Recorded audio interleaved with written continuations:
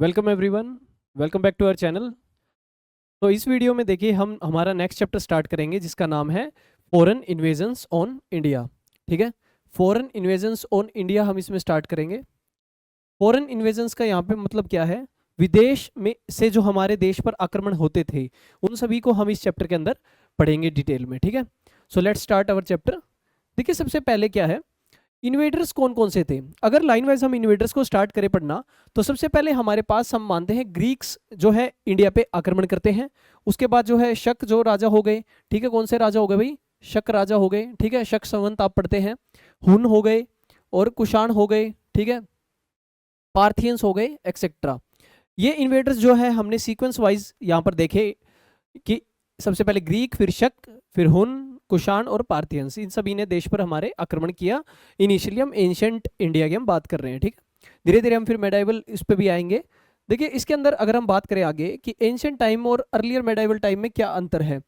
ठीक है, early medieval time और एंशिएंट टाइम में क्या अंतर है, अगर आप थोड़ा सा ध्यान से देखेंगे एंशिएंट टाइम्स में अगर कोई आक्रमण होता था तो उसमें क्या होता था कि जितने भी आक्रमणकारी थे वो हमारी सोसाइटी में एब्जॉर्ब हो जाते थे। हमारी सोसाइटी में क्या हो जाते थे भाई, एब्जॉर्ब हो जाते थे, मतलब हमारे देश में घुल मिल जाते थे। ठीक है, हमारी तरह रहना सहना सीख जाते थे। जो वेरियस कल्चर या आर्ट जो भी चीजें हैं उन सबसे वो प्रेरित होते थे। ठीक है, जैसे एग्जाम्पल के तौर पे कुषाण राजा थे। ठीक है, कनिष्क, उन्होंने जो है मथुरा स्कूल ऑफ आर्ट से भी इन्फ्लुएंस हो गए, बहुत सारी यहाँ पर आर्ट एंड कल्चर की चीजें बनवाई। ठीक है, लेकिन अगर हम अर्ली मेडाइवल पीरियड की बात करते हैं, अर्ली मेडाइवल पीरियड कौन सा होता है, सबसे पहले आप इसको समझिए। देखिए जो 700 के बाद यानी हर्षवर्धन के बाद का जो टाइम है, ठीक है, और 1206 जो मेडाइवल हिस्ट्री है दिल्ली सल्तनत की, उसके बीच के टाइम को हम क्या बोलते हैं भाई, अर्ली मेडाइवल टाइम्स। क्या बोलते हैं भाई, अर्ली मेडाइवल टाइम्स। ठीक है, अर्ली मेडाइवल टाइम्स। तो भाई अर्ली मेडाइवल टाइम्स में क्या डिफरेंस था, ये 7th और 8th सेंचुरी टाइम में यहाँ पे अटैक इनके डिजास्टर्स होते थे। देखिए यहाँ पर जो अटैक होता था, डेफिनेटली डिजास्टर्स तो हर एक अटैक ही होता है, लेकिन इसमें क्या था कि वो सोसाइटी के अंदर घुल मिल जाते थे और सोसाइटी से कुछ ना कुछ सीखते थे। इसमें क्या था, that they try to influence everything from their perspective. वो अपना इन्फ्लुएंस इतना ज़्यादा सोसाइटी पे पुटअप करते थे कि हमारी सोसाइटी को चेंज होना पड़ता था उनके हिसाब से। ठीक है, तो ये एक छोटा सा डिफरेंस है एंशिएंट टाइम्स के अटैक में और अर्ली मेडाइवल टाइम्स के अटैक में। ठीक है, ये हम इसलिए पढ़ रहे हैं यहाँ पर क्योंकि हमें फॉरेन इन्वेजन पढ़ना है, फॉरेन अटैक्स पढ़ने हैं इंडिया पे, और इसमें हम सभी जो है एंशिएंट से लेकर फॉरेन जो आक्रमण थे हमारे यूरोपियन कंट्रीज तक सब कुछ हम इस चैप्टर में देखेंगे। दैट्स द रीजन हमें डिफरेंस पता होना चाहिए। ठीक है, आगे देखते हैं। अगर हम लाइन वाइज स्टार्ट करें कि अर्ली मेडाइवल टाइम्स में कैसे आक्रमण हुआ, तो सबसे पहले जो आक्रमण किया गया अर्ली मेडाइवल टाइम्स में, एंशिएंट टाइम्स का हमने आक्रमण ऊपर पढ़ लिया। एंशिएंट टाइम्स में हमने देखा सबसे पहले ग्रीक्स थे। ठीक है, शक थे, हुन थे, कुषाण थे, पार्थियंस थे। उनके बाद जब अर्ली मेडाइवल टाइम्स आया यानी जब राजपूत राजा हमारे देश में थे, ठीक है, तब किसका आक्रमण हुआ, मोहम्मद बिन कासिम का सबसे पहले आक्रमण हुआ। कब हुआ भाई, 8th सेंचुरी में। कब होता है ये आक्रमण भाई, 8th सेंचुरी के अंदर ये आक्रमण होता है। ठीक है, उसके बाद जो है महमूद गजनवी का अटैक होता है। ठीक है, 11th सेंचुरी में। कौन सी सेंचुरी में भाई, 11th सेंचुरी के अंदर। ठीक है, फिर मोहम्मद गौरी का अटैक, वेरी फेमस अटैक्स ये दोनों।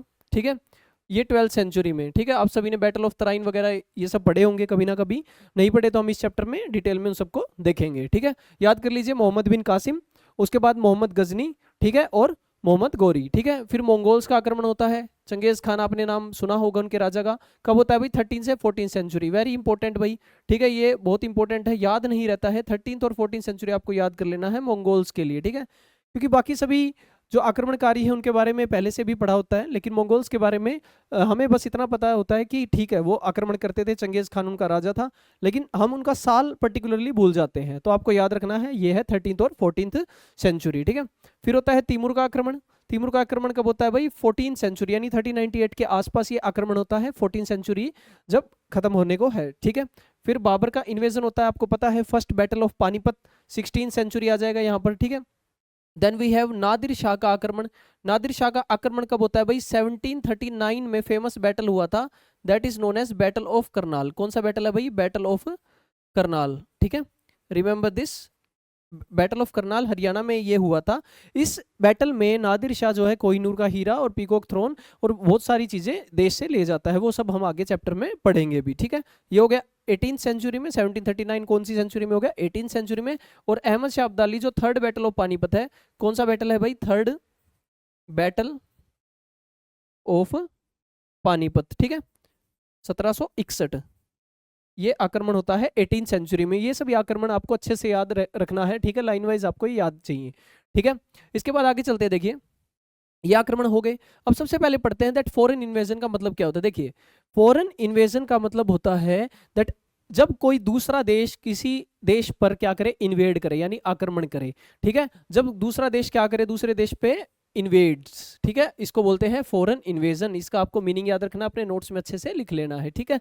वन लाइनर ये एक स्टेटमेंट हो जाती है। इसके बाद देखिए इंडिया एंशिएंट टाइम्स में बहुत ही सिविलाइज्ड और एडवांस देश था, क्योंकि आप सबको पता है कि इंडिया को जो है सोने की चिड़िया उस टाइम पे बोला जाता था, ठीक है, यानी गोल्डन बर्ड जो है काफी टाइम से बोला जाता था, golden bird, you know this thing, ठीक है। गोल्डन बर्ड जो है यूज किया जाता था नाम इंडिया के लिए, ठीक है। जब इंडिया के लिए नाम यूज किया जाता था तो इसका मतलब golden bird does not mean कि सिर्फ सोने से रिलेटेड है कि भाई गोल्ड बहुत ज्यादा था, नो, अकेला ये नहीं। इसका मतलब है कि इंडिया बहुत ही एडवांस था, बहुत ही सिविलाइज्ड एक देश था और इसके पास बहुत सारी चीजें, वैरायटी ऑफ चीजें थी जिससे इंप्रेस होकर विदेशी लोग यहाँ पर आक्रमण करते थे, ठीक है। इसके बाद देखिए क्या क्या चीजें थी हमारे पास, इन्होंने बता भी रखा है बहुत अच्छे से दैट हमारा देश जो है रिचेस्ट और प्रोस्परस था, ठीक है। देखिए यहाँ पर लिखा हुआ है सोने की चिड़िया, क्या लिखा हुआ है भाई, सोने की चिड़िया, यानी गोल्डन स्पैरो, गोल्डन बर्ड हम इसको बोलते थे, ठीक है, इंडिया को एंशिएंट टाइम्स में, क्योंकि रिचेस्ट और प्रोस्परस जो है हमारा देश उस टाइम था, ठीक है। अब फॉरेन इन्वेडर्स ने क्या किया, मेनली आक्रमण किसके लिए था भाई, वेल्थ के लिए। मेनली आक्रमण फॉरेन इन्वेडर्स का किसके लिए था, वेल्थ लूटना, ठीक है, धन दौलत जमा करना और एक टाइप से जो धन संपत्ति को चुराना, ये मेन इनका टारगेट रहता था, ठीक है। अब हम ध्यान से देखेंगे कि फॉरेन इन्वेजन्स इंडिया पे कैसे हुए, किस रास्ते से इन्वेजन होते थे। ये एंशिएंट टाइम्स का इंडिया का मैप है जिसमें आज के टाइम का पाकिस्तान है, ठीक है, बर्मा, ये म्यांमार, और ये आप देख सकते हैं काफी बड़े लार्ज स्केल पे इंडिया जो है उस टाइम पे फैला हुआ था, ठीक है। अब इंडिया में एंट्री के लिए अगर आप देखेंगे तो यहाँ पर तो हो गया समुद्र भाई, यहाँ से तो आपका ओशन स्टार्ट हो जाता है, ठीक है, ठीक है, यहां से तो आपका ओशन स्टार्ट हो जाता है, ठीक है। तो भाई आक्रमण होता कहां से था, तो आपको इसके लिए देखना पड़ेगा,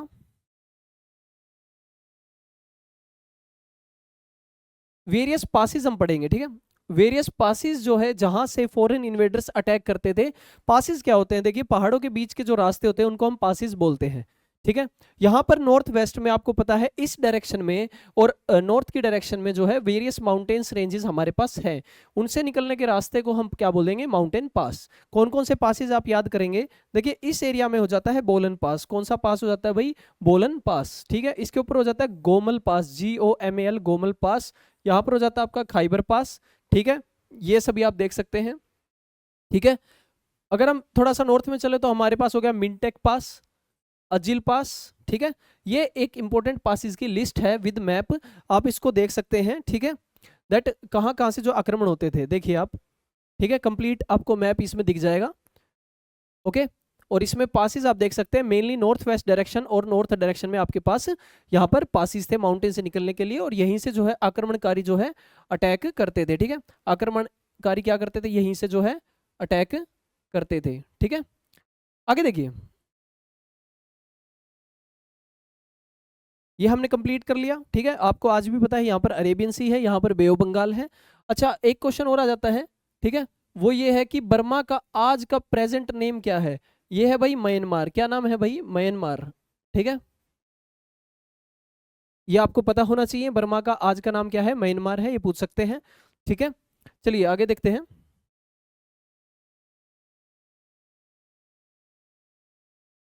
देखिए इंडिया जो है सेंटर ऑफ अट्रैक्शन क्यों था, अब आते हैं मुद्दे की बात पे कि इंडिया एक सेंटर ऑफ अट्रैक्शन क्यों था, क्या रीजन था कि इंडिया में इतने सारे इन्वेडर्स अट्रैक्ट होते थे। और मेनली हमने देख लिया कौन से रास्ते से जो है अट्रैक्ट होते थे, वो रास्ता था आपका north western part. North western part में क्या थे, हमारे पास मेन गेटवे था, क्या था भाई, मेन गेटवे, क्योंकि वहां पर आपके पास माउंटेन्स के पासिस थे, क्या थे भाई, आपके पास माउंटेन के पासिस थे आने के लिए, तो वहां से जो है आक्रमणकारी अट्रैक्ट होते थे, ठीक है। तीन रास्ते मेनली बताए जा रहे हैं, देखिए मेन गेटवे किस किस के लिए था वो हम देखते हैं सबसे पहले, ठीक है। मेन गेटवे किस किस के लिए था,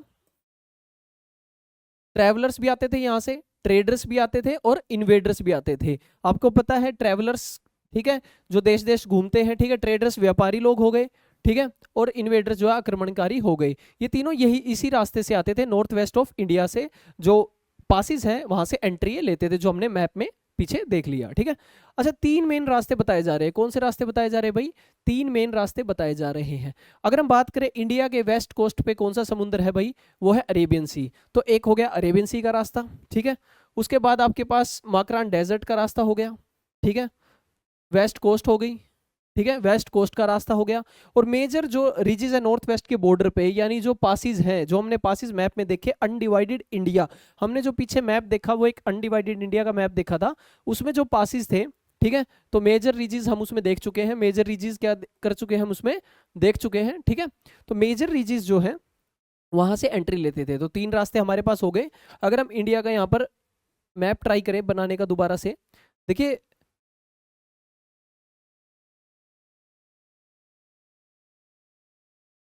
अगर यहाँ से एंट्री करना है तो आपके लिए है मेजर रीजेस यानी मेजर पासिस।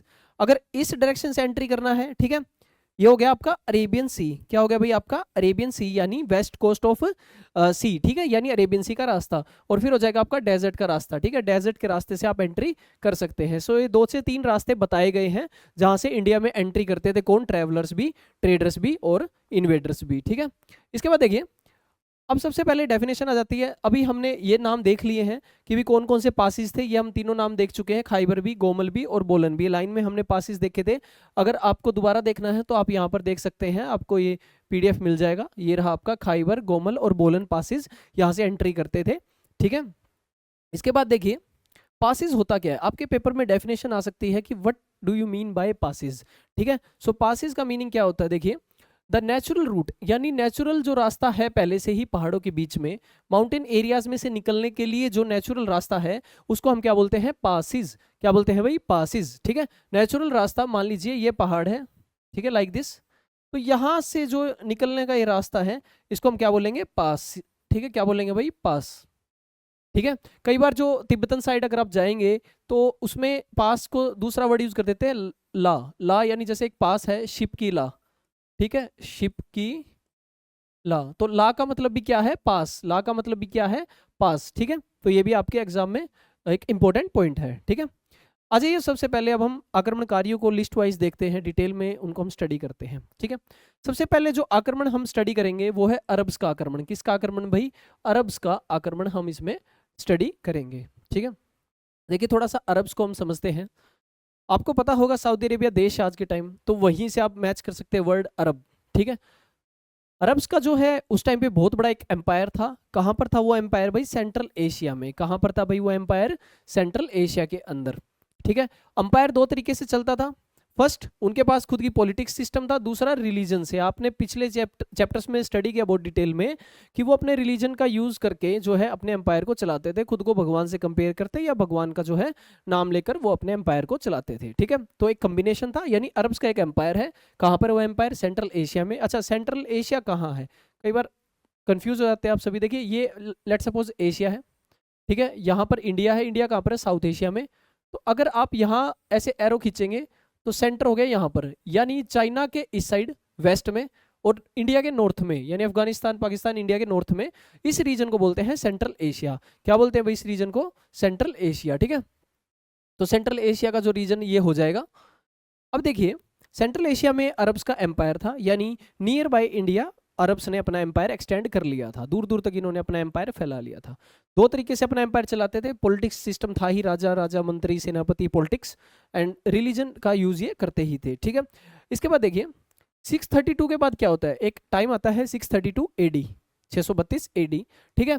यहाँ पर इन्होंने 2 एरियाज को कब्जा लिया, एक तो सीरिया और एक इजिप्ट। सीरिया और इजिप्ट को भी अरब्स ने कैप्चर कर लिया। सीरिया कहाँ पर है? ये है वेस्ट एशिया के अंदर। और इजिप्ट कहाँ पर है? ये आपका बेसिकली नॉर्थ ईस्ट अफ्रीका की साइड आपका इजिप्ट हो जाता है, जहाँ पर सुएज कैनाल इसके नियर बाय रहेगी, ठीक है। तो ये 2 रीजन्स भी ये कैप्चर कर लेते हैं। कौन सा एम्पायर भाई? अरब एम्पायर की अभी हम बात कर रहे हैं, ठीक है। इसके बाद क्या होता है? देखिए जब ये सीरिया और इजिप्ट को कैप्चर करते हैं तो यहाँ पर 2 एम्पायर बड़े फेमस हुआ करते थे उस टाइम पे। इसके अलावा, अरब्स के अलावा, वो है रोमन एम्पायर, हमने प्रीवियस चैप्टर में पढ़ा, और पर्सियन एम्पायर। पर्सिया यानी ईरान का पुराना नाम, ध्यान दीजिएगा इस चीज पे, रोमन एम्पायर और पर्शियन एम्पायर। देखिए पर्सिया जो है वो ईरान को बोलते थे, रोमन एम्पायर आपका यूरोप का एम्पायर हो गया, ठीक है। यानी बेसिकली इन्होंने आक्रमण कर दिया किस पे, पर्शियन एम्पायर पे और रोमन एम्पायर। इनकी जो पावर थी उनको भी खत्म कर दिया किसने, अरब्स ने, ठीक है। हम अभी बात कर रहे हैं इंडिया से बाहर की, ठीक है। उस टाइम के अनडिवाइडेड इंडिया से बाहर क्या हो रहा था, हमने देखा कि कैसे अरब्स ने 632 के बाद सीरिया, इजिप्ट और वेरियस अदर रीजन्स को जो है कैप्चर किया। अब बारी आएगी इंडिया पे आक्रमण करने की, ठीक है।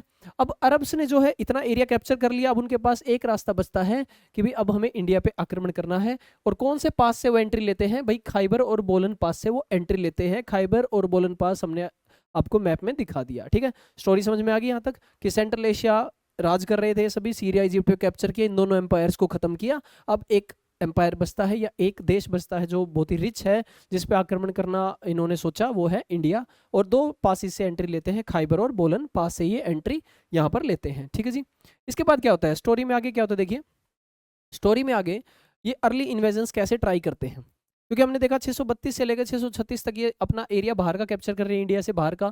अब हम देखेंगे इंडिया पे स्टार्टिंग में अर्ली इन्वेजन इन्होंने कैसे ट्राई किए, ठीक है। वो देखेंगे 636 से लेकर 712 एडी तक की इनकी जो ट्राई थी, इन्वेजन थी, वो कैसे और किस प्रोसेस से चल रही थी। देखिए सबसे पहले जो पहला इन्वेजन इन्होंने ट्राई किया, देखिए पहला इन्वेजन जो इन्होंने ट्राई किया वो ट्राई किया 636 में। कब ट्राई किया भी आपको याद रखना है, 636 में, ठीक है। कहां पर ट्राई किया, थाने नाम की आपने जगह देखी है मुंबई के पास, तो पोर्ट है वो थाना पोर्ट, कहां पर, आज की मॉडर्न मुंबई के पास। वहां पर इन्होंने सबसे पहले ट्राई किया कि हम समुद्र के रास्ते आएंगे और आक्रमण कर देंगे, क्योंकि हमने प्रीवियस पेज पे हमने देखा 3 रास्ते हैं, या वेस्ट कोस्ट से आप आ सकते हैं समुद्र के रास्ते, या माउंटेन के पास से, या फिर डेजर्ट के रास्ते से, ठीक है। डेजर्ट का रास्ता डेफिनेटली रिस्की है, काफ़ी मात्रा में ट्रैवल करना पड़ जाएगा, तो सबसे ठीक इनको ये लगा। लेकिन ये क्या हो गया भाई, अनसक्सेसफुल, ज़्यादा कामयाब ये इनका मिशन नहीं हो पाया, ठीक है। कहाँ पर, थाने पोर्ट पर जो आक्रमण था 636 एडी के अंदर। इसके बाद इन्होंने भरूच के पोर्ट गुजरात में और देबाल में आक्रमण किया, यानी गुजरात के अंदर फिर इन्होंने ट्राई किया मुंबई के बाद, ठीक है। वहां पर भरूच का एक पोर्ट है, काफी इंपॉर्टेंट ये क्वेश्चन हो जाता है, काफी इंपॉर्टेंट ये पोर्ट भी हो जाता है, ठीक है। भरूच का पोर्ट एंशिएंट इंपॉर्टेंट पोर्ट्स है। जैसे आज के टाइम आप बहुत सारे पोर्ट्स पढ़ते हैं, जैसे मुंबई जवाहरलाल नेहरू पोर्ट, विशाखापट्टनम, चेन्नई, ठीक है, कोचीन एक्सेट्रा। उस टाइम पे जो है भरूच का पोर्ट काफी इंपॉर्टेंट एक पोर्ट हुआ करता था राजाओं के लिए, व्यापार के लिए, ठीक है। देन ये भी, इसमें भी डिफीट हो जाते हैं, इस आक्रमण में भी क्या हो जाते हैं, डिफीटेड हो जाते हैं, ठीक है। इसके बाद इनका जो खलीफा, इनका जो राजा है उसका नाम है उमर, ठीक है। उमर जो राजा है उन्होंने 634 से लेकर 44 एडी तक राज किया। हम आक्रमण पढ़ रहे हैं 636 के टाइम का, यानी उस टाइम पे ये थे, ठीक है। इन्होंने फिर कोशिश की कि अब हम जमीन के रास्ते से आक्रमण करेंगे, भाई हमारे पानी के आक्रमण तो सक्सेसफुल हो नहीं पाए, अब हम जमीन के रास्ते से जाएंगे। तो इन्होंने कहाँ पर आक्रमण किया, सिंध पे। सिंध कहाँ पर है देखिए, अगर आज के टाइम का आप मैप देखेंगे, so this is your Gujarat of India, right. अब जो ये आज की बाउंड्री है, गुजरात के इस साइड जो पाकिस्तान में आज का हिस्सा है, इसको हम बोलते हैं सिंध। क्या बोलते हैं भाई, सिंध, ठीक है, इस रीजन को। तो यानी आज के टाइम तो ये पाकिस्तान में बेसिकली, बट उस टाइम अनडिवाइडेड इंडिया में ये गुजरात के साइड में एक रीजन है, ठीक है। तो आपको ये याद रखना है बहुत अच्छे से,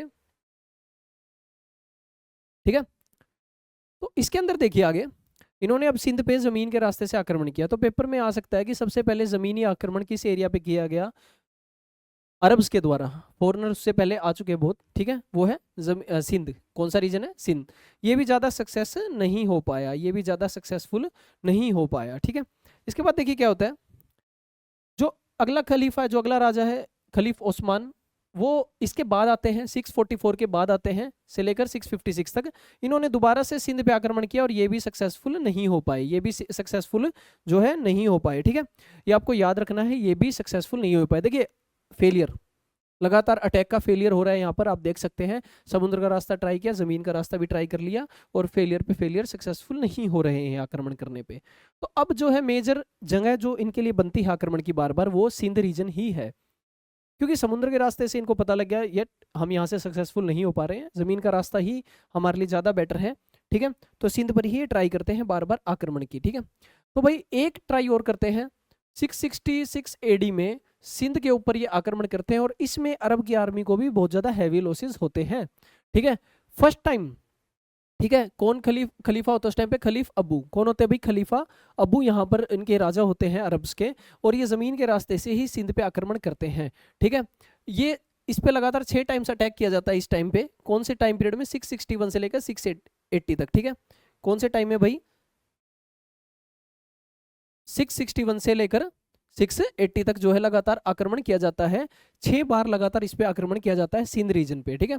और इसके अंदर आप देख सकते हैं खलीफा है मुआविया, ठीक है, और सभी अटेम्प्ट इनके अनसक्सेसफुल होते हैं। देखिए 6 के 6 अटेम्प्ट जो है अनसक्सेसफुल हो जाते हैं सिंध पे आक्रमण के। 660 एडी के आसपास भी दोबारा आक्रमण की ट्राई करते हैं। और इसमें जो है बहुत ज़्यादा यहाँ पर हैवी लॉस देखना पड़ता है अरब्स की सेना को। बहुत ज़्यादा हैवी लॉस क्या करना पड़ता है? अरब की सेना को देखना पड़ता है। यहाँ पर खलीफ 2 देखे हमने, खलीफ अबू और खलीफ मुआविया, ठीक है। ये 6 अटेम्प्ट्स में यहाँ पर अनसक्सेसफुल हो जाते हैं आक्रमण करते करते। तो ये थी एक स्टोरी सिंध के आक्रमण की, लगातार जो अनसक्सेसफुल हो रही थी। इसके बाद जो है एक नए गवर्नर बनाए जाते हैं। कब की बात है ये? 695 की। कब की बात है भाई? 695 की। इनका नाम है हल हजज, ठीक है। अब ये बनते हैं इराक के नए गवर्नर। लेकिन इनको इराक का गवर्नर तो बनाया जाता है, लेकिन दिमाग में कहीं ना कहीं बैक ऑफ द माइंड ये चल रहा होता है कि कैसे हम इंडिया पे आक्रमण करें, कैसे हम जीत प्राप्त करें। इतना स्ट्रोंग हमारा देश था हर पर्सपेक्टिव से, ठीक है। वहां से ये प्लान करते हैं कि हम जो है सिंध पे आक्रमण करेंगे। और कब की प्लानिंग है भाई ये? ठीक है, ये प्लानिंग है भाई 708 एडी की। कब की प्लानिंग है? 708 एडी की ये प्लानिंग है। 708 एडी में प्लान करते हैं। कौन बनते हैं नए गवर्नर भाई यहाँ पर इराक के? इनका नाम है अल हजज। ये आपको याद रखना है नाम, ठीक है, काफी इंपॉर्टेंट ये नाम है, ठीक है। अल हजज जो है जब गवर्नर बनते हैं इराक के, ये प्लान करते हैं मैं सिंध पे आक्रमण करूंगा। और कब ट्राई करते हैं? 708 एडी में प्लानिंग करते हैं, ठीक है। इसके बाद आ जाते हैं हम नेक्स्ट आक्रमणकारी पे, ठीक है। अब देखिए मोहम्मद बिन कासिम जो 712 एडी के अंदर जो है मोहम्मद बिन कासिम का अटैक हुआ अरब्स में, जो वन ऑफ द अब पहली बार एक सक्सेस देखने को मिलेगा अरब्स को आक्रमण में, ठीक है। अभी तक जितने भी आक्रमणकारी थे वो अनसक्सेसफुल रह पा रहे थे, ज़्यादा वो डैमेज नहीं कर पा रहे थे एज सच, ठीक है। अब देखिए यहाँ पर आपको पता है कि गवर्नर जो है अल हजज सिंध पे अटैक करते हैं, ठीक है। किसकी रिक्वेस्ट पे? खलीफा जो है वालिद। अच्छा देखिए अल हजज जो है गवर्नर है, वो खलीफा नहीं है, ठीक है।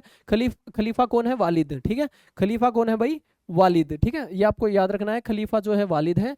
और ये अटैक कौन करता है? अल हजज अटैक करता है। और अल हजज क्या है भाई? यहाँ पर गवर्नर इराक के, ठीक है। ये आपको अच्छे से याद रखना है, ठीक है।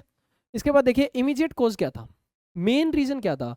अनसक्सेसफुल हो रहे थे वो एक रीजन अलग है, बट मेन रीजन क्या था कि हमें जो अरब ट्रेडर्स यहाँ पर व्यापार करने आ रहे थे सिंध में, अरब के व्यापारी तो व्यापार करने आ ही रहे थे, उनको प्लंडर कर लिया गया था। यानी वहाँ पर जो पायरेट्स थे सिंध के, सिंध में जो डाकू वगैरह थे, ठीक है, जो सामान चुराते थे व्यापारियों से या ट्रैवलर से, उन्होंने उनको लूट लिया था अरब ट्रैवलर्स के सामान को। इससे नाराज होकर उन्होंने सिंध पर अटैक कर दिया। अब क्यों किया? उन्होंने कहा कि भाई जो राजा है सिंध का, राजा याद कर लीजिए भाई, किंग दाहिर जो है सिंध का राजा है उस टाइम पे, किंग दाहिर जो है सिंध का राजा है उस टाइम पे। उनसे रिक्वेस्ट या उनसे बात की कि भाई आप कंपनसेशन दीजिए हमारे ट्रैवलर्स को, क्योंकि आपके एरिया में लूटपाट हुई है, तो हमारे जो जितने भी ट्रैवलर्स हैं उनको कंपनसेशन आप देंगे। अब किंग दाहिर इस चीज़ को एक्सेप्ट कैसे करें, क्योंकि उनकी कोई जिम्मेवारी ही नहीं है इस चीज़ में ना। अगर आपके व्यापारी आ रहे हैं किसी बॉर्डर के एरिया पे, उनसे लूटपाट होती है, तो राजा कैसे आपको कंपनसेट करेगा? तो यहाँ पर इनकी एक अंडरस्टैंडिंग नहीं बन पाई, एक समझौता नहीं हो पाया इस चीज़ पे कंपनसेशन के नाम पे, ठीक है। तो इसके मद्देनजर क्या होता है, यहाँ पर आक्रमण करने की पूरी प्लानिंग चलती है सिंध पे कि भाई हमें कंपनसेशन नहीं दिया, ठीक है। अब रिफ्यूज कर दिया उन्होंने, हजीज ने अटैक कर दिया, लेकिन वो डिफीट हो जाता है हजीज, ठीक है। हजज जो है डिफीट हो जाता है किसके द्वारा? किंग दाहिर के द्वारा। रिमेंबर दिस, ठीक है, ये याद हो गया हमें। अब इसके बाद देखिए कैसे आक्रमण होता है। यहाँ पर फर्स्ट जनरल थे जिनका नाम है उबैदुल्ला, ठीक है। उसके बाद भेजते हैं बुरदाल को, ठीक है। दाहिर दोनों को ही हरा देते हैं। रिमेंबर दिस, दाहिर के साथ जो लड़ाई थी उसमें जनरल उबैदुल्ला और बुरदाल दोनों को ही जो है किंग दाहिर हरा देते हैं सिंध पे जब आक्रमण हो रहा था। देन हजज के नेफ्यू, हजज का नेफ्यू और उनके सन इन लॉ जिनका नाम है मोहम्मद बिन कासिम। अब आता है यहाँ पर मोहम्मद बिन कासिम। देखिए मैंने आपको स्टार्टिंग में ही बता दिया था, अल हजज आपको नाम याद रखना पड़ेगा, क्योंकि डायरेक्ट अल हजज अटैक करने नहीं आता है, वो अपने सेनापति भेजते हैं। उनमें से एक है मोहम्मद बिन कासिम जो उनके नेफ्यू भी हैं और सन इन लॉ भी हैं, ठीक है। अभी तक सब कुछ अनसक्सेसफुल हो रहा था, लेकिन मोहम्मद बिन कासिम की अटैक की वजह से यहाँ पर कुछ उनको सक्सेस देखने को मिलती है और काफ़ी हिस्ट्री में बदलाव होते हैं इसके बाद, ठीक है। अब देखिए मोहम्मद बिन कासिम, अब यहाँ से स्टार्ट होती है एक नई स्टोरी, ठीक है। क्या है वो स्टोरी? देखिए जब मोहम्मद बिन कासिम को बोला कि आप सिंध पे अटैक कीजिए भाई, किंग दाहिर वहां पर हैं और वो कंपनसेशन नहीं दे रहे, या फिर हमें बार बार हार का सामना करना पड़ रहा है, ठीक है। तो 712 में अटैक करते हैं मोहम्मद बिन कासिम। ये साल काफ़ी इंपॉर्टेंट है एग्जाम के लिए, ठीक है। 712 में ट्राई करते हैं। अब देखिए इसमें अटैक कैसे होते हैं। इन्होंने देवल की जगह, जो हमने बरूच और देवल की जो 2 जगह हमने गुजरात की देखी थी, वहां पर ये अटैक करते हैं और कॉन्कर कर देते हैं, ठीक है। फिर जून 20 तारीख 712 एडी में, ठीक है, सिंध में जो है दाहिर को मार दिया जाता है। किंग दाहिर जो है इस युद्ध में जो है मर जाते हैं, ठीक है, या शहीद हो जाते हैं, ठीक है। इसके बाद देखिए उनकी जो डॉटर्स थी, जिनका नाम था, किन की डॉटर्स भाई, दाहिर की डॉटर्स, जिनका नाम था सूर्या देवी, ठीक है, और दूसरी डॉटर का नाम है परमल देवी। क्या नाम है भाई, परमल देवी, ठीक है। उनको कैप्टिव यानी कैप्चर करके जो है ले जाया जाता है इराक के जनरल के पास, और वहां पर वो अपनी प्लानिंग से उनके राजा को भी मार देती हैं, ठीक है, काफी ब्रेवरी से। ये एक अलग स्टोरी है क्योंकि हम अभी इन्वेडर्स पढ़ रहे हैं इंडिया में, सो वो स्टोरी अलग पार्ट में आती है, ठीक है। दाहिर का जो लड़का होता है उसका नाम है जसिया। क्या नाम होता है, जसिया। वो अपनी स्ट्रगल को कंटिन्यू रखता है। रिमेंबर दिस, मोहम्मद बिन कासिम ने 712 एडी के युद्ध में किंग दाहिर को मार दिया, लेकिन उनका जो बेटा है किंग दाहिर का, जिनका नाम है जसिया, वो अपनी स्ट्रगल को कंटिन्यू रखते हैं। और दूसरी तरफ जो दाहिर की वाइफ है, वो भी अरब्स पे आक्रमण करते रहते हैं लगातार, ठीक है, लेकिन ज्यादा टाइम तक रजिस्ट नहीं कर पाते, ठीक है। यानी फर्स्ट टाइम अरब्स को इतने साल के बाद, 632 के बाद, लगभग लमसम 80 ईयर्स के बाद एक सक्सेस मिलती है यहाँ पर, ठीक है, बार बार हार का सामना करने के बाद, ठीक है। तो यहाँ पर बहुत ही ब्रेवरी से किंग दाहिर फाइट करते हैं। उनके बच्चे जो है बहुत ही ब्रेवरी से अपने देश की रक्षा करते हैं। उनकी वाइफ भी बहुत ज़्यादा रेजिस्ट करती है। युद्ध में लड़ाइयाँ, बहुत सारी लड़ाइयाँ होती हैं, लेकिन वही है कि सेना जो है इतनी ज़्यादा नहीं बचती, या फिर बहुत सारे फैक्टर्स थे, ठीक है, जिसकी वजह से यहाँ पर हार का सामना करना पड़ा अंत में। अब एक राजा और है, ललितादित्य।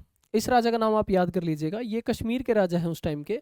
उन्होंने उनके एक्सपेंशन को रोका, यानी अरब्स को रोकने के लिए ललितादित्य आगे आते हैं, कश्मीर के राजा, और वो उनके एक्सपेंशन को रोक देते हैं। यानी अरब्स ज़्यादा सक्सेसफुल नहीं हो पाते ज़्यादा दूर तक कब्जा करने के लिए।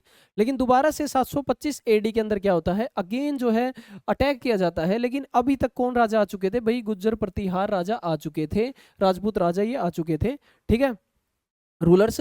उनको हरा देते हैं अरब्स को। यानी 725 में दोबारा से आक्रमण की कोशिश की जाती है 725 में, लेकिन अब की बार उनको कौन हरा देता है भाई, गुज्जर प्रतिहाराज।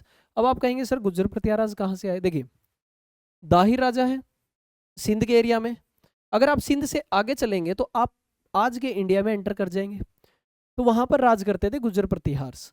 इनके बाद आएंगे आपके चौहान, तोमर और फिर चौहान, उनकी स्टोरी भी हम पढ़ेंगे, ठीक है। तो यहाँ से हमें पता चलता है कि गुज्जर प्रतिहाराज भी उनको हरा देते हैं, ठीक है जी। तो आपको याद रखना है 725 एडी में गुज्जर प्रतिहाराज अरब्स को हरा देते हैं, ललितादित्य हरा देता है।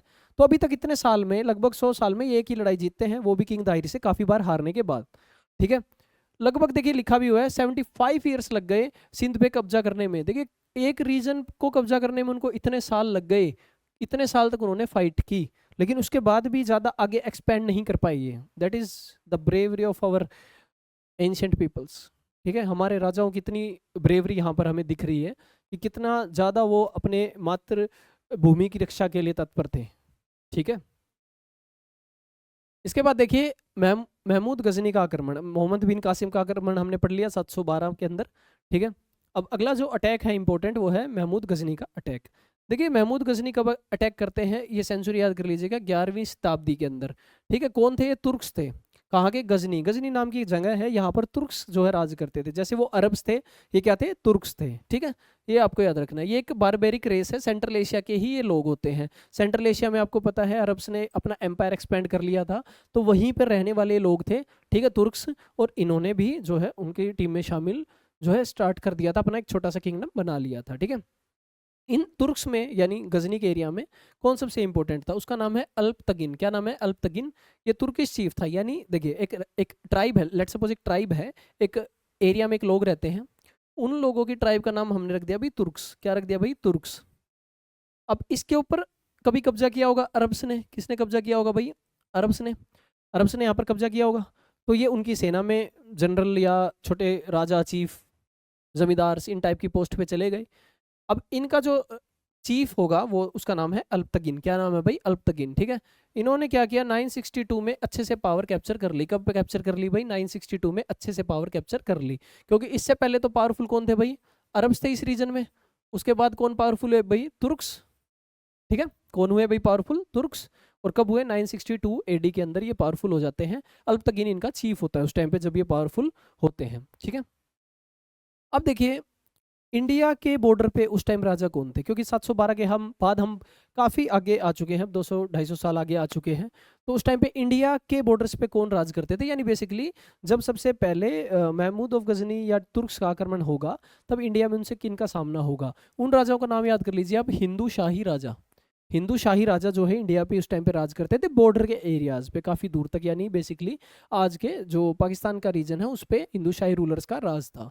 ठीक है, यानी कहाँ से कहाँ तक राज करते थे? देखिए चेनाब रिवर से लेकर हिंदू कुश के पहाड़ों तक। ठीक है, चेनाब रिवर, ठीक है, पंजाब के रीजन में हिंदू कुश माउंटेन्स जो है आपके जब आप अफगानिस्तान साइड जाते हैं तो हिंदू कुश माउंटेन्स आएंगे, वहां तक इनका राज था काफी दूर तक। ठीक है, इनकी कैपिटल का नाम याद कर लीजिए, वय हिंद। क्या नाम है इनकी कैपिटल का भाई?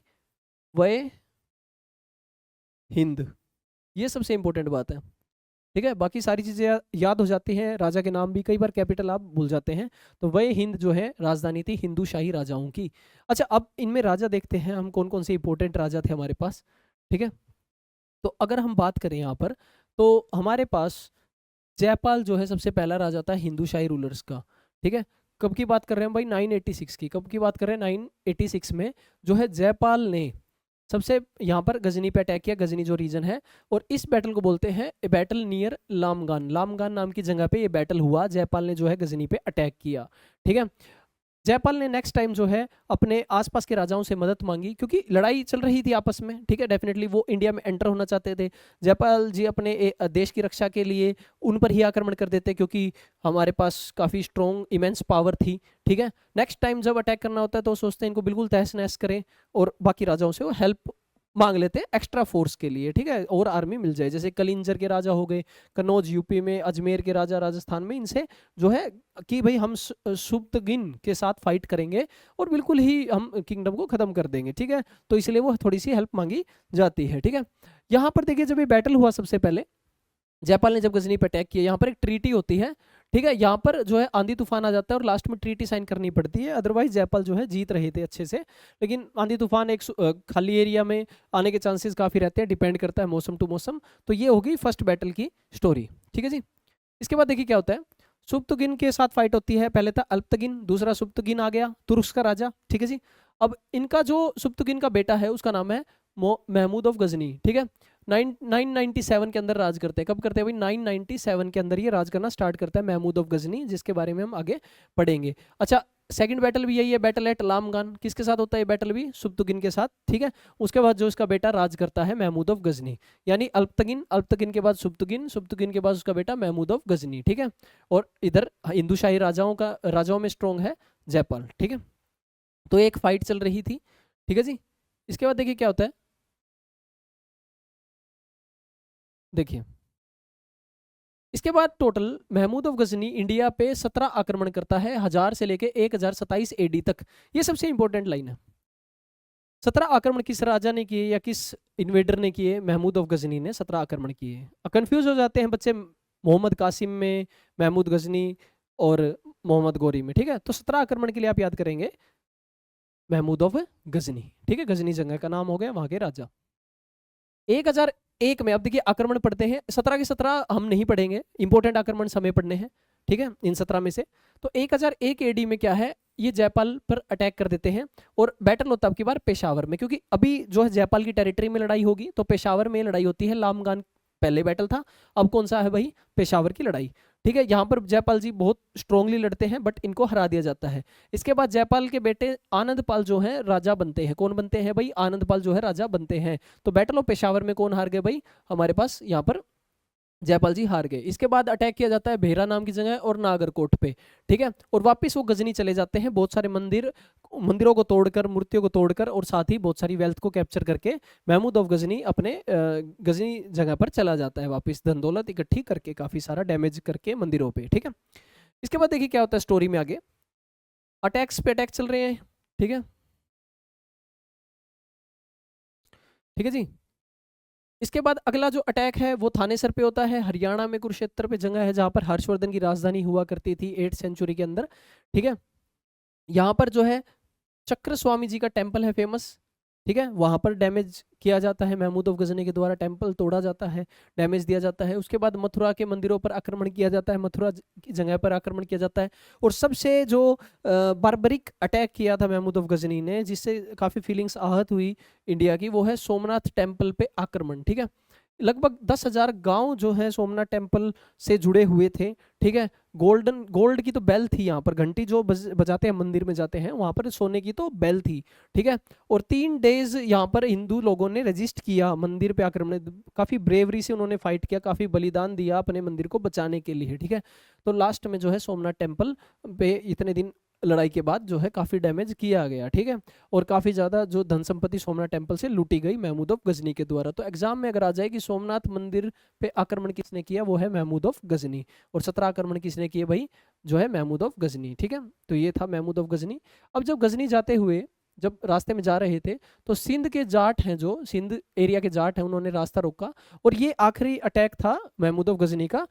लास्ट जो फाइट हुई वो सिंध के जाट लोगों के साथ उनकी फाइट हुई।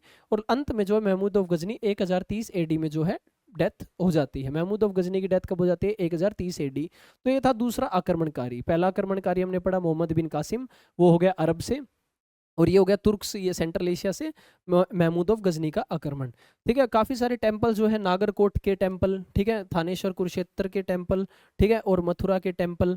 ठीक है, ये centres of knowledge, art and culture, यहाँ पे बच्चे पढ़ते थे, बहुत सारे गांव के लोग यहाँ पर चीजें सीखते थे, धार्मिक आस्थाएं जुड़ी हुई थी, उनको जो है डैमेज किया गया। ठीक है, अब देखिए अगला जो आक्रमणकारी है, थर्ड आक्रमणकारी, वो है मोहम्मद गोरी। कौन है भाई, मोहम्मद गोरी जो है आक्रमणकारी नेक्स्ट जो हम पढ़ने वाले हैं इसके अंदर। ठीक है, देखिए एम्पायर जो गजनी का था, सबसे पहले अरब्स का एम्पायर, फिर गजनी का एम्पायर।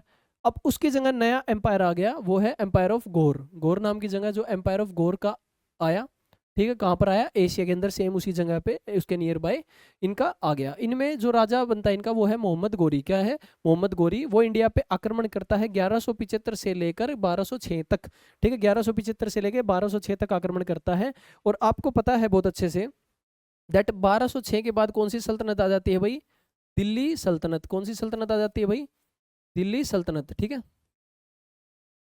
दिल्ली सल्तनत काफी इंपॉर्टेंट है। दिल्ली सल्तनत जो है यहाँ पर आ जाती है।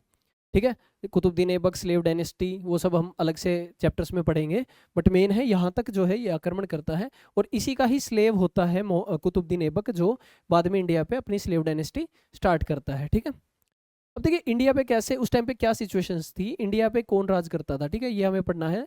ठीक है, देखिए इंडिया पे अगर उस टाइम का सिनेरियो देखें, तो यहाँ पर जो है कन्नौज जो यूपी में है, वहां पर थे गढ़वाल्स। ठीक है, और जयचंद जो ये राजा वगैरह राज करते थे यूपी के एरिया में। कन्नौज जो एक इंपॉर्टेंट प्लेस था, यहाँ पर ट्राईपार्टाइट स्ट्रगल होता था। ठीक है, यहाँ पर जो है एक्सट्रीम फाइट्स भी होती थी कई बार। कन्नौज के लिए किसके बीच में फाइट होती थी भाई, राष्ट्रकूटाज, गुज्जर प्रतिहाराज और पालाज, यानी इस पे कई बार जो है ट्राईपार्टाइट स्ट्रगल भी देखने को मिली है काफी टाइम्स में। ठीक है, यानी 3 पार्टीज यहाँ पर फाइट करती थी इस रीजन के लिए, काफी इमेंस पावर इस रीजन में थी। ठीक है, ये आप याद रखिएगा, Kannauj is very important place in ancient India और मेडाइवल इंडिया तक भी। ठीक है, उसके बाद अगर हम बात करें गुजरात के रीजन में कौन राज करता था, वो थे भाई चालुक्याज। कौन राज करता था भाई, चालुक्याज। और चालुक्याज के कई बार टेम्पल आ जाते हैं भाई, इन्होंने जो बनाए थे वो है Vesara style of temple. Vesara style of temple इन्होंने बनाए थे, Vesara style of temple. Temple 3 types के थे, नागर स्टाइल नॉर्थ में, द्राविडन स्टाइल साउथ में, और सेंटर में वैसारा स्टाइल। ये एग्जाम में आ जाते हैं, रिसेंट एग्जाम्स में पूछे गए हैं। इनके 2 राजा फेमस है, मूलराज 2 और भीमा 2। क्या नाम है भाई, मूलराज 2 और भीमा 2। अब ये 2 क्या है कि कई बार नाम सेम हो जाते हैं, जैसे मूलराज, फिर उसके बाद अगले का राजा का नाम भी मूलराज, तो इससे हिस्ट्री में याद करने के लिए हम 1-2 ऐसे काउंटिंग दे देते हैं नाम में। ठीक है, और उसके अलावा जो है अजमेर पे कौन राज करता था, चौहान राजा पृथ्वीराज चौहान जो है दिल्ली और अजमेर पे राज करते थे। ये इंडिया की उस टाइम की सिचुएशन है जब मोहम्मद गोरी ने 12वीं सदी में आक्रमण किया। इंडिया में 3 जगह पे हमने देखा, 3 जगह कौन सी देखी भाई, अगर हम डायरेक्शन वाइज देखें तो इस रीजन पे गढ़वालीज राज कर रहे हैं, इस रीजन पे जो है हमारे पास चौहान राजा हो गए। ठीक है, और यहाँ पर हो गए चालुक्याज। ठीक है, ये 3 रीजन हमने देख लिए। ठीक है जी, अब देखिए कैसे। अब सबसे पहले जो आक्रमण किया जाता है वो 1175 में है मुल्तान पे, ठीक है। कहाँ पर है भाई? मुल्तान में जो है आक्रमण है, ठीक है, मुल्तान पे, ठीक है। और उन पे यहाँ पर कैप्चर कर लेता है मुल्तान को मोहम्मद गोरी, और फोर्ट ऑफ उच, जो उच नाम की जगह है उसके किले को भी कैप्चर कर लेता है Mohammad Ghori. Very important name, ठीक है। उच के किले पर भी जो है कब्जा कर लेता है मोहम्मद गोरी। ये आपको अच्छे से याद रखना है, ठीक है। कब की बात है? 1175 की बात है, ठीक है। अब इसके बाद देखिए फर्स्ट डिफीट हुई मोहम्मद गोरी की कब भाई? गुजरात में। कब? 1178 से लेकर 79, यानी जो 1-2 साल की लड़ाई थी, ठीक है। यहाँ पर गुजरात में पहली डिफीट देखने को मिलती है मोहम्मद गोरी को। अब हमने बताया था कि गुजरात के एरिया में कौन राज करता था भाई? चालुक्याज। कौन राज करते थे भाई? चालुक्याज राज करते थे। मूलराज टू ने जो है मोहम्मद गोरी को यहाँ पर हराया गुजरात के अंदर। कब हराया भाई? 1178 से लेकर 79 तक ये जो है हार का सामना करना पड़ा मोहम्मद गोरी को पहली बार गुजरात में, ठीक है। इसके बाद जो है मोहम्मद गोरी ने अटैक किया अनहिलवाड़ा, यानी पत्तन नाम की जो जगह है, कहाँ से? साउथ राजपूताना, यानी राजपूताना एरिया जो है वहां से आक्रमण किया, साउथ के रीजन से, यानी गुजरात के साउथ से ऐसे आकर आक्रमण किया अनिलवाड़ा नाम की जगह पतन पे, ठीक है। वहां पर कौन राज करता था भाई? यहाँ पर जो है नायिका देवी जी जो है रानी के लिए तौर पे काम करते थे। किन की मदर है ये मूलराज टू और भीमा टू जो चालुक्य राजा है। Remember this, very important. ये दोनों कौन से राजा है भाई? चालुक्यन राजा है, चालुक्यास के, ठीक है। इनकी मदर का नाम क्या है भाई? नायिका देवी। अब वो डेफिनेटली इन राजाओं से थोड़ा सा अलग रीजन में राज कर रहे थे, ठीक है। काफी एरिया डिस्ट्रीब्यूट किया जाता है राजाओं के परिवार में, ठीक है, जहाँ पर वो अलग अलग प्रिंस टाइप से या रूलर टाइप से राज करते हैं। तो इनकी मदर जो नायिका देवी यहाँ पर बहुत ही करेजियस मदर थी। और बैटल होता है यहाँ पर कैयादराव नाम की जगह पे माउंट अब्बू के पास। कहाँ पर भाई? जो माउंट अब्बू है राजस्थान में सबसे ऊंची चोटी, वो यहाँ पर माउंट अब्बू के पास ये बैटल होता है, ठीक है। कैयादराव का बैटल होता है ये, और इसमें नायिका देवी जो है बुरी तरह मोहम्मद गोरी की सेना को हरा देती है, ठीक है। और वो गुजरात से भाग जाता है कि भाई अब मुझे गुजरात तो नहीं रच रहा, मूलराज ने भी हरा दिया और उनके मदर ने भी हरा दिया, ठीक है, तो ये तो भाई दिक्कत हो गई, ठीक है। तो गुजरात के रीजन में आप इस स्टोरी को देख सकते हैं। यहाँ पर सबसे पहले मुल्तान ये रीजन जीतता है, उसके बाद गुजरात पे कोशिश करते हैं, चालुक्याज राज करते हैं, उनको हराते हैं दोनों, ठीक है, मूलराज टू भी और नायिका देवी जी भी। और उसके बाद गुजरात का रीजन छोड़ के मोहम्मद गोरी ट्राई करता है किसी और रीजन से आक्रमण करने की, ठीक है जी। अब अगला जो रीजन है वो कोशिश करता है कि मैं अब की बार पंजाब साइड से अटैक करता हूँ भाई। पंजाब साइड से क्या करता हूँ भाई? मैं अटैक करता हूँ, ठीक है। अब यहाँ पर कौन राजा था? खुसराव मलिक था, ठीक है। ये गजनी डायनेस्टी से था, याद रखिएगा। मोहम्मद गोरी गौर डायनेस्टी से है, ये गजनी डायनेस्टी, यानी पुरानी डायनेस्टी का ये मंत्री या राजा यहाँ पर बैठा है अभी भी। तो डेफिनेटली मोहम्मद गोरी से वो लड़ेगा, ठीक है। मोहम्मद गोरी ने इसको हराया। कब हराया भाई? 1186 एडी के अंदर ये हरा देता है। पंजाब साइड से अभी ये एंट्री ले रहा है, ठीक है। अब पंजाब पे इसका कब्जा हो जाता है। अब ये कोशिश करता है मैं जाऊंगा दिल्ली। अब मैं कहाँ जाऊंगा भाई? दिल्ली, ठीक है। वहां पर आपको पता है चौहान डायनेस्टी का राज है, गुज्जर प्रत्यार राज तोमर, उसके बाद जो है चौहान डायनेस्टी का राज होता है। उनका राजा है पृथ्वीराज चौहान, यानी पृथ्वीराज थर्ड, ठीक है। काफी फेमस राजा, आपने नाम काफी बार सुना है, ठीक है। पृथ्वीराज चौहान जी वहां पर राजा होते हैं चौहान डायनेस्टी के। और जब पता चलता है पृथ्वीराज चौहान जी को कि मोहम्मद गोरी पंजाब साइड से आ रहे हैं, तो दिल्ली से वो निकलकर अपनी ब्रेवरी दिखाते हुए पहले ही वो तराइन के मैदान में पहुंच जाते हैं कि मैं इसको हराऊंगा। और ऐसा ही होता है, ठीक है। सबसे पहले जो है मोहम्मद गोरी ने सरहिंद की एरिया को कैप्चर किया। सरहिंद जो है बेसिकली पंजाब से निकल के हो गया। उसके बाद जो है जब पृथ्वीराज चौहान को पता चलता है तो पहले ही तराइन में आ जाते हैं, यानी हरियाणा के रीजन में। तराइन कहाँ पर है भाई? हरियाणा में, ठीक है, ठीक है जी, करनाल के पास, ठीक है। तो 1190 में ये होता है, लेकिन 1191 यानी 1191 में पृथ्वीराज चौहान जो है मोहम्मद गोरी को हरा देते हैं फर्स्ट बैटल ऑफ तराइन में। कौन सा बैटल है भाई? आपको याद रखना है, फर्स्ट बैटल ऑफ तराइन के अंदर जो है इनको हरा देते हैं पृथ्वीराज चौहान जी, ठीक है। अब अगला जो है, जब तक पृथ्वीराज चौहान जी वेल प्लानिंग करते आगे की, तब तक 1192 में मोहम्मद गोरी दोबारा से अटैक कर देते हैं। और अनप्रिपेयर्ड होने की वजह से यहाँ पर पृथ्वीराज चौहान जी की डिफीट हो जाती है। और दिल्ली अब किसके कब्जे में आ जाता है भाई? मोहम्मद गोरी के कब्जे में आ जाता है, ठीक है जी। अब दिल्ली से आगे बढ़ने की कोशिश करता है मोहम्मद गोरी, फिर वो मेरठ पे, ऐसे ही अलीगढ़ कोल रीजन पे कैप्चर कर लेता है, ठीक है। और 1194 में एक फेमस लड़ाई होती है, क्योंकि आपको पता है कन्नौज का ही राजा बच गया ओनली। किसका राजा बच गया भाई? ओनली कन्नौज का यहाँ पर राजा बच गया, जिससे अभी फाइट करनी है और हमने थोड़ी देर पहले देखे थे कि कनौज में गढ़वालीज राज करते हैं, ठीक है। तो यहाँ पर इस बैटल का नाम आपको याद रखना है, बैटल ऑफ चंदावर। क्या रहा है? बैटल ऑफ चंदावर कब हुआ भाई? 1194 में। क्योंकि अब 1191 और 1192 तो सभी याद कर लेते हैं, लेकिन आपको याद रखना है 1194 जो है बैटल ऑफ चंदावर, जो इसमें कन्नौज पे कन्नौज के राजा के साथ लड़ाई होती है, ठीक है, और कन्नौज भी कैप्चर हो जाता है। जो मोहम्मद गोरी है अब अपने एक सेनापति 1198 में Bakhtiyar Khilji, remember this name, Bakhtiyar Khilji को थोड़ा सा आगे भेज देते हैं बिहार साइड कि आप जाकर आगे कैप्चर कीजिए, तब तक मैं कन्नौज में फाइट करता हूँ। वहाँ पर जो है नालंदा यूनिवर्सिटी को कौन डिस्ट्रॉय करता है भाई? बख्तियार खिलजी। कौन डिस्ट्रॉय करता है भाई? बख्तियार खिलजी जो है डिस्ट्रॉय करता है कि अब आगे चलिए, ठीक है। एक सीक्वेंस में चल रही है। गुजरात पे इन्होंने ट्राई की, ठीक है, गुजरात पे ट्राई की तो इनको सक्सेस ज़्यादा नहीं मिल पाई, ठीक है। इसके बाद ये पंजाब साइड से आते हैं, पंजाब साइड से इनको सक्सेस मिलती है, एक लड़ाई में हारते हैं, लेकिन अगेन प्रिपेयर होकर अटैक किया। अब मेरठ, अलीगढ़ ऐसे करके कन्नौज तक पहुंच गए, ठीक है। देन उन्होंने देखा कि मैं ज़्यादा आगे नहीं जा पाऊंगा, अभी अपने सेनापति को आगे भेज दिया बिहार की साइड कि आप वहाँ जाइए, आक्रमण कीजिए। बख्तियार खिलजी उसका नाम है, ठीक है। अब उन्होंने जो है अटैक बंगाल पे भी कर दिया। बंगाल की राजधानी उस टाइम पे थी नादिया, ठीक है, ये बंगाल की राजधानी थी, उस पर भी अटैक उन्होंने कर दिया। बख्तियार खिलजी ने जो है अटैक कर दिया वहां पर, ठीक है। और वहां का राजा कौन था भाई बंगाल का उस टाइम पे? सेन डायनेस्टी वहां पर राज करती थी और उसका नाम है लक्ष्मण सिंह। ये लक्ष्मण सेन जो है नाम है बंगाल के राजा का। तो बिल्कुल सिंपल सी स्टोरी है, ठीक है, बिल्कुल ही सिंपल सी स्टोरी है। पंजाब साइड से अटैक किया, सबसे पहले गजनी का जो सेनापति वहां पर था पंजाब में उसको हराया। उसके बाद उन्होंने जो है सरहिंद को जीत लिया। दिल्ली अजमेर का राजा आता है पृथ्वीराज चौहान जी, उनके साथ 2 बैटल्स होते हैं।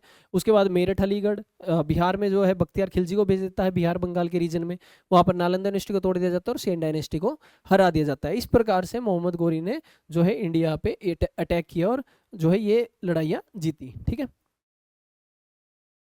अब 1206 में मोहम्मद गोरी की डेथ हो जाती है, ठीक है। उनका नौकर होता है जिसका नाम कुतुबुद्दीन ऐबक है, वो एक अलग से डायनेस्टी स्टार्ट करता है और इस डायनेस्टी का नाम आप सबको पता है दिल्ली सल्तनत या स्लेव डायनेस्टी हम बोल सकते हैं हिस्टोरिकल पॉइंट ऑफ व्यू से। दिल्ली सल्तनत में कौन सी डायनेस्टी होती है भाई? स्लेव, क्योंकि स्लेव था तो यहीं से इस डायनेस्टी में मोस्टली स्लेव राज करते थे, तो स्लेव डायनेस्टी यहाँ पर स्टार्ट होती है, ठीक है जी। इसके बाद देखो मंगोल्स का अटैक। अब हम मंगोल्स का अटैक पढ़ते हैं। हमने देखा था 13-14 सेंचुरी, हमने ऊपर एक लिस्ट देखी थी, उसमें लाइन वाइज हम चल रहे हैं। अगला जो अटैक है वो है मंगोल्स का। किसका अटैक है भाई? ठीक है, मंगोल्स का जो है अटैक है। 13-14 सेंचुरी में क्या था, एक रेस जिनका नाम है मंगोल्स, ये एक नोमैडिक आदिवासी हैं, एक नोमैडिक रेस के लोग हैं, ठीक है। इन्होंने जो है, नोमैडिक का क्या मतलब होता है, ये अपना एनिमल्स को चराने का काम करते थे सीजन टू सीजन, ठीक है।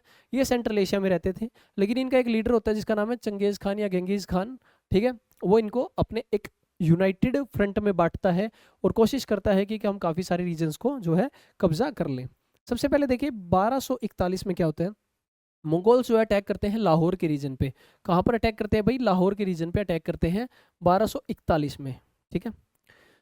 2-3 साल के बाद मुल्तान के रीजन को कैप्चर कर लेते हैं, जो पहले किसके हाथ में था? मोहम्मद गोरी के अंडर ये आ गया था, है ना।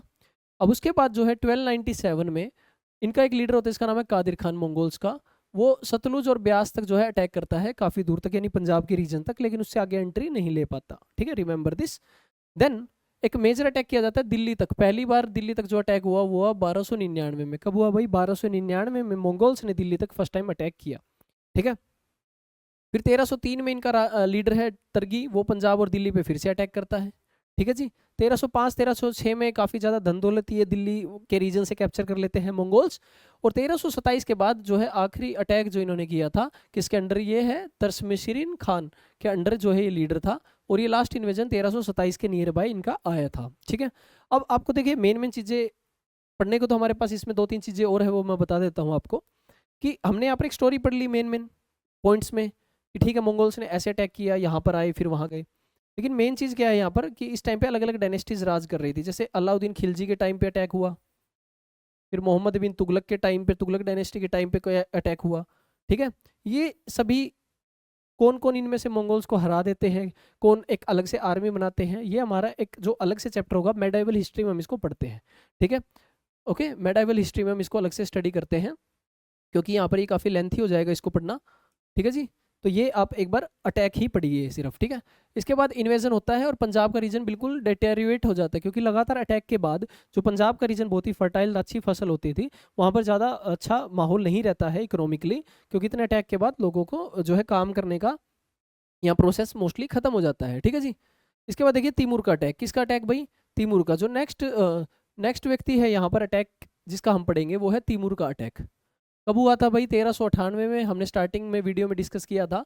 ये कहाँ का राजा था भाई? समरकंद का राजा था, ठीक है। तैमूर वो दिल्ली पे आक्रमण करते हैं, ठीक है। दिल्ली पे उस टाइम पे राजा था नजीरुद्दीन मोहम्मद, ठीक है। नजीरुद्दीन मोहम्मद जो है राजा थे उस टाइम पे दिल्ली में, ठीक है, 1398 के टाइम पे। रिमेंबर दिस, ठीक है। इसके बाद जो है अगला आक्रमण 1398, आपको इसमें अच्छे से याद रख लेना है, 1398 और तैमूर का अटैक, ठीक है। अगला जो अटैक है वो है बाबर का अटैक। आपको पता है बहुत ही फेमस नाम है, मुगल सल्तनत स्टार्ट हुई थी। इनका पूरा नाम है जो है ज़ियारुद्दीन मोहम्मद बाबर, ठीक है। ज़हीरुद्दीन मोहम्मद बाबर, ठीक है। इनके फादर जो है फरगना के राजा थे। फरगना जो रीजन है सेंट्रल एशिया के पास, बेसिकली अफगानिस्तान से उस साइड जाएंगे तो रीजन आ जाता है फरगना का, और यहाँ पर जो इनके फादर राजा थे, ठीक है। अब इन्होंने तैमूर के ही डिसेंडेंट है बेसिकली। जो फादर साइड इनकी तैमूर से है और मदर साइड जो है मंगोल से है, इसलिए इनको मुगल्स भी बोल देते हैं इसी वजह से। 16वीं सेंचुरी के आसपास ये राजा बनते हैं, ठीक है। ये जो आक्रमण वगैरह हुआ था आपको पता है 1526 में, ठीक है। उससे पहले की स्टोरी हम देखते हैं।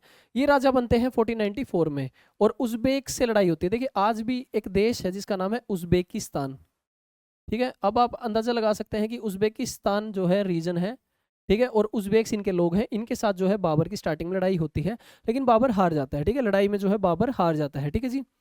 अब उसके बाद काबुल के अंदर ये राजा बनते हैं 1504 में भाई। फिर 1519 में कहाँ पर अटैक करते हैं भाई? बजौर में, ठीक है।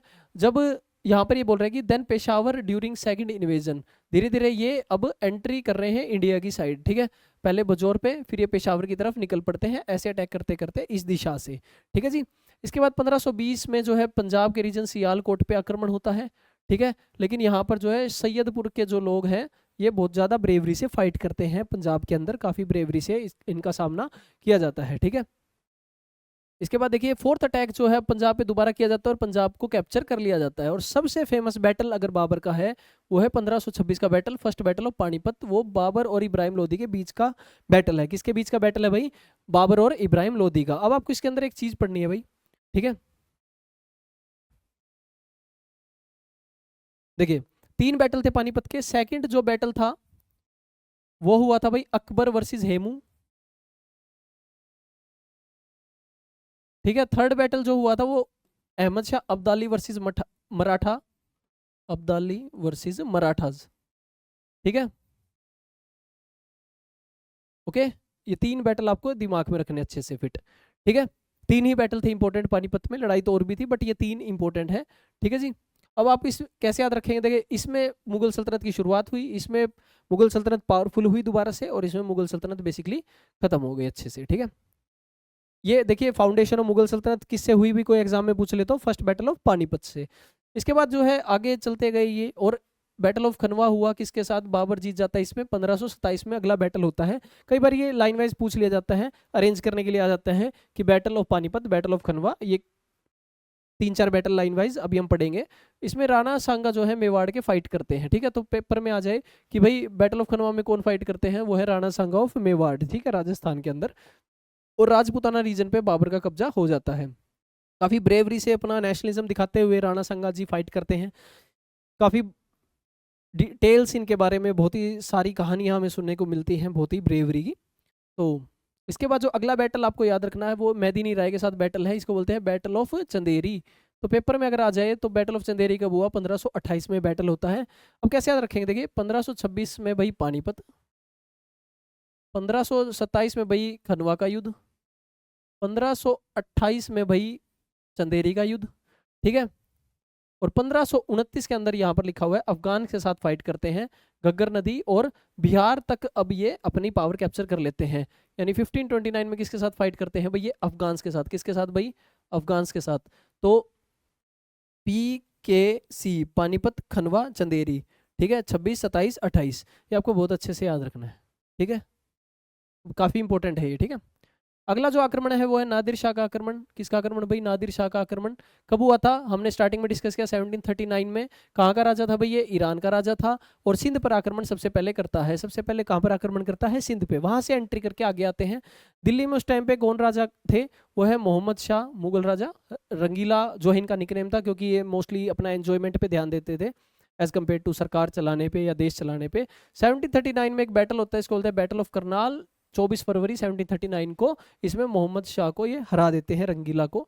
और काफ़ी सारी धन संपत्ति 2 महीने तक जो है, काफ़ी सारी धन संपत्ति 30 करोड़ के आसपास कैश है, डायमंड्स, ये आप डिटेल में पढ़ सकते हैं भाई। 700 हॉर्सेज, 10,000 कैमल्स एक्सेट्रा। सबसे इंपॉर्टेंट है लेकिन कोहिनूर का हीरा और पीकॉक का थ्रोन। ये पीकॉक जो थ्रोन है शाहजहाँ के द्वारा बनाया गया एक काफ़ी बेशकीमती थ्रोन है। इसकी कीमत ही करोड़ों में थी।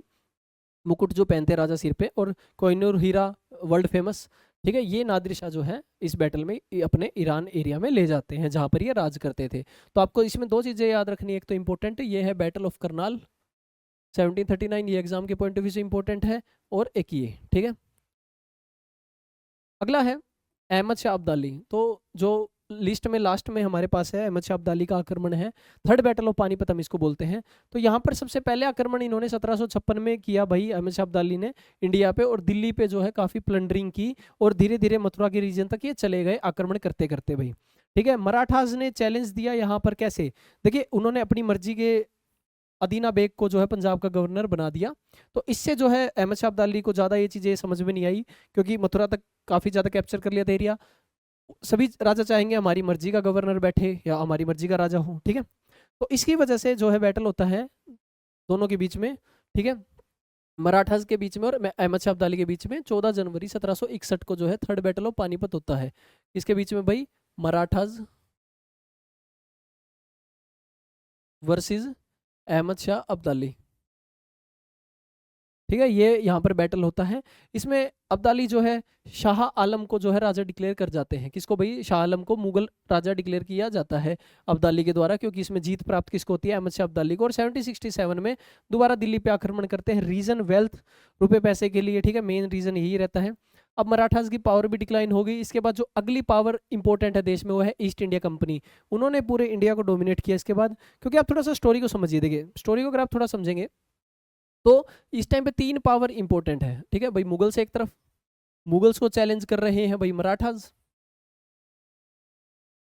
ठीक है, मराठास। ठीक है, और मुगल से परमिशन लेके ईस्ट इंडिया कंपनी जो है यहाँ पर कंपनीज वगैरह ओपन करती है इंडिया में। ये मतलब अभी पावरफुल नहीं है ज़्यादा। ठीक है, अब मुगल्स को हरा दिया जाता है बैटल ऑफ करनाल में 1739 में।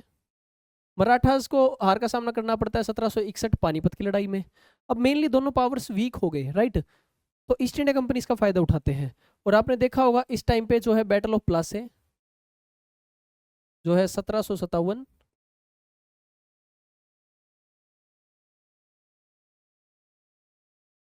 और एक 1757, और अगली लड़ाई जो है बक्सर की लड़ाई 1764। ठीक है, ये 2 लड़ाई आपको अच्छे से याद रखनी है। आप देख सकते हैं इसके टाइम से मैच कर रहा है वो टाइम। यहाँ पर ईस्ट इंडिया कंपनी पावरफुल हो जाती है, ये रास्ता खोल देते हैं दिल्ली तक का ये। ठीक है, दोनों लड़ाइयाँ। इसके बाद देखिए अब नेचर क्या था। ये जो लड़ाई हुई जितनी भी, इस लड़ाई को हम किस नेचर से कंपेयर करें, क्या बोले हम इस लड़ाई को? ठीक है, कि क्या ये बहुत ही अच्छा था या एक नेगेटिव इम्पैक्ट था, पॉजिटिव क्या था, चीज़ें देखते हैं। देखिए इसके बाद नेचर ऑफ फॉरेन इन्वेजन की अगर हम बात करें यहाँ पे, तो सबसे पहले देखिए, सबसे पहले यहाँ पर कम्युनल फ्रेंजी से ये लड़ाइयाँ हो रही थी। मतलब कैसे ये लड़ाइयाँ कर रहे थे, क्या चीज़ें यूज़ करके लड़ाइयाँ कर रहे थे, क्या चीज़ें यूज़ करके क्या कर रहे थे लड़ाइयाँ। तो एक है कम्युनल फ्रेंजी, यानी जिहाद का नाम लेकर धर्म के नाम पे जो लड़ाई है उसको बढ़ावा दिया जा रहा था। ठीक है, ताकि इंडिया पे आक्रमण किया जा सके। ठीक है, वहीं पे अगर हम देखें दूसरी तरफ, यहाँ पे इस्लामिक इन्वेजन, मंगोल्स को छोड़ के मोस्टली इस्लामिक इन्वेजन था, एक्सेप्ट मंगोल्स को छोड़ दीजिए। फोर्स्ड कन्वर्जन किया जा रहा था रिलीजन में। प्लंडरिंग और किलिंग बहुत ज़्यादा थी। ठीक है, प्लंडरिंग और किलिंग क्या थी भाई? बहुत ज़्यादा थी। ठीक है, इसके अलावा इन्वेडर्स का जो वॉर है वो बहुत ही ज़्यादा था। इमोरल वॉर वो कर रहे थे, मतलब बहुत ही अनैतिक तौर पे लड़ रहे थे। ठीक है, कोई दया भावना का कुछ यहाँ पर नामो निशान नहीं था। ठीक है, लेकिन इंडिया के लोगों में भी बहुत करेज और ब्रेवरी थी। और क्या उनके पास एडवांटेज एक्स्ट्रा था, वो था हॉर्सेस के साथ इक्विप्ड थे, उनके हॉर्सेस थोड़े से ज़्यादा पावरफुल थे। हमारे पास जो है एलिफेंट्स ज़्यादा थे, ठीक है, हमारे पास क्या थे भाई, एलिफेंट्स ज़्यादा थे, ठीक है।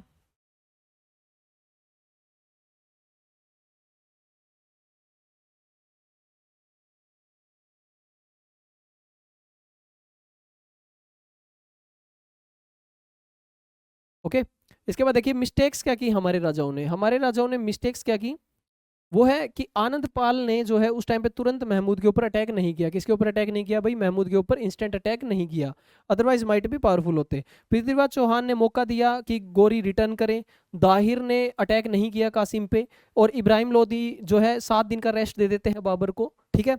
और आर्चरी का लेवल अलग था, और चाणक्य नीति इन्होंने अप्लाई नहीं की, ठीक है भाई, चाणक्य नीति जो है इन्होंने अप्लाई नहीं की। तो ये कुछ रीजंस हैं जिसकी वजह से आप देख सकते हैं कि भाई यहाँ पर हम हार गए, काफ़ी सारी लड़ाइयाँ जो है हम हार गए, ठीक है। लेकिन हमने जीत भी प्राप्त की। देखिए इस पूरे चैप्टर से हमें क्या पता चलता है कि काफ़ी सारी जीत हमने स्टार्टिंग में प्राप्त की, लेकिन एक टाइम होता है जब रिसोर्सेज कम पड़ जाते हैं, या फिर हो सकता है माइट भी टाइम हमारे साथ ना हो उस टाइम पे। तो ये काफ़ी सारे रीज़न थे जिसकी वजह से धीरे धीरे इन्वेडर्स का इंडिया पे जो है कब्जा होने लगा। तो ये था हमारे चैप्टर में कंप्लीट डिटेल। मिलते हैं हम नेक्स्ट चैप्टर में एक नए टॉपिक के साथ। Thank you everyone.